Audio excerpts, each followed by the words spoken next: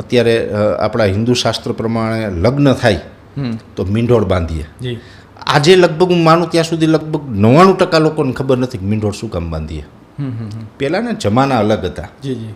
અત્યારે જરૂર નથી, ન બાંધો તો ચાલે.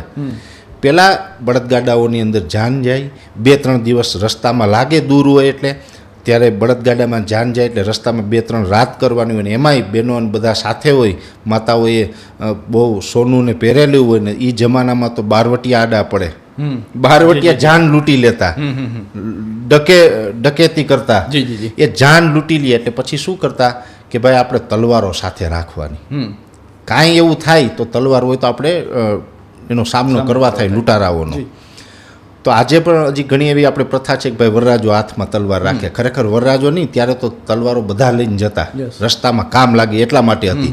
અને એ તલવારો લઈને ગયા હોય, એમાં રસ્તામાં કોઈ લૂંટારા આડા પડે ને કોઈને વાગી ગયું, લોહી નીકળતું હોય તો મીંઢોળ છે એ આયુર્વેદિક એવી ઔષધિ છે. તમને ગમે એટલું લોહી નીકળતું હોય, મીંઢોળ ઘસી અને તમને જ્યાં બ્લડ નીકળે તમે ત્યાં લગાડો એટલે બ્લડ નીકળવાનું બંધ થઈ જાય. હવે આજના જમાનામાં તો એ બધું કાંઈ છે નહીં, અને કદાચ જરૂર પડે તો આપણે ઓલું ફર્સ્ટ એડ બોક્સ લઈને જઈએ પાટાપિંડીનું તો ચાલે. અત્યારે મીંઢોળની જરૂર નથી, અત્યારે એ લઈ જવું જોઈએ.